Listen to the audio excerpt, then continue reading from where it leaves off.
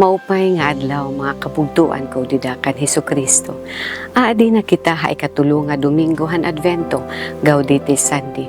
Ako Himarlet Kabuboy, usa nga lector han Archdiocesan Shrine of Santo Niño Parish para hanya na ha Gospel Power hawaray-waray.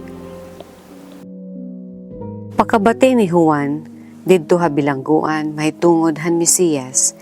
Iya igimpadaraan iya mga tinunan upod ini nga pakiana. Amo ka ba an maabot o mamibiling pa kami hinlain? Ginsiring hira ni Jesus sa pagbaton.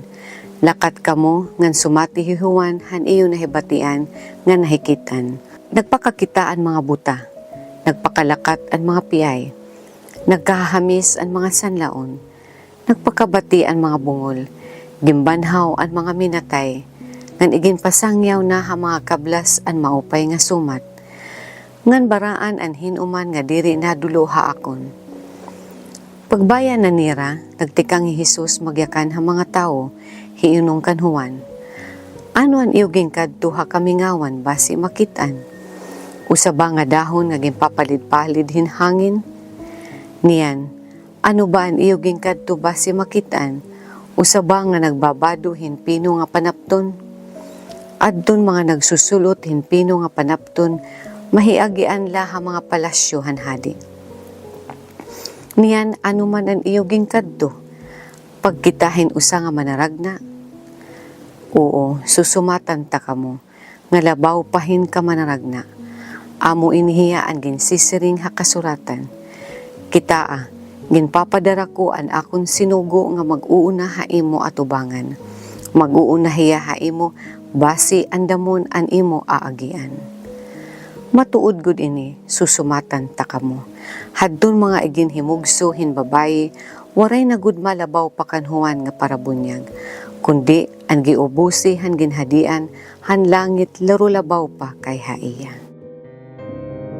Kung naabot ang panahon nga diin ato na agi kita hin mga waray kasiguraduhan o mga pagduda, amo ang nagdadarahin usa nga tawo nga kahiladman para matugkad nga masabtan ang kamatuoran, nga diin ang sagod nga mga disposisyon, nga diri unta makita nga makakadaot o delikado ha aton pagtuo.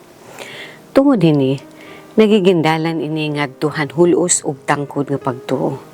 Sanglit, andam kita nga makita ini nga mga waray kasiguraduhan ngan mga pagduda parte kan Juan Bautista nga diin ang notisya mahitungod kan Jesus nakaabot ha karsel.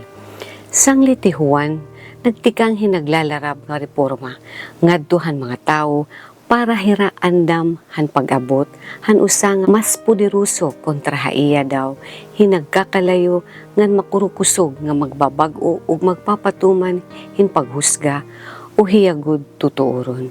Maski kun ni Jesus igtatanding han mga tiarabot nga pamurulaton nga ni Juan diri matugot han mga butang nga makakaulang upod han pagduda para hiya bitkon hinwaray hinungdan nga mga prueba.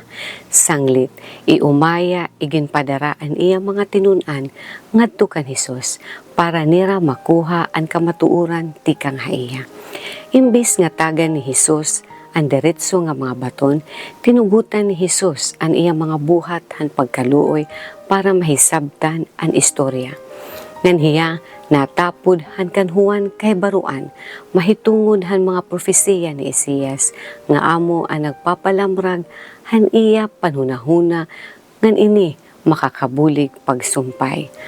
Ang Diyos tangkod magtuman han iya mga plano, hinwaray pasulabi nga diin makumporme han pamumulaton kun hinuman. Ginoo Hesus, taga namon hin importansya ang mga waray kasiguraduhan ngan mga pagduda nga maabot ug maabat han amon mga kasing-kasing para magserbi nga mga imbitasyon ug amon matugkad ang suroklan han amon relasyon ha imo. Amen.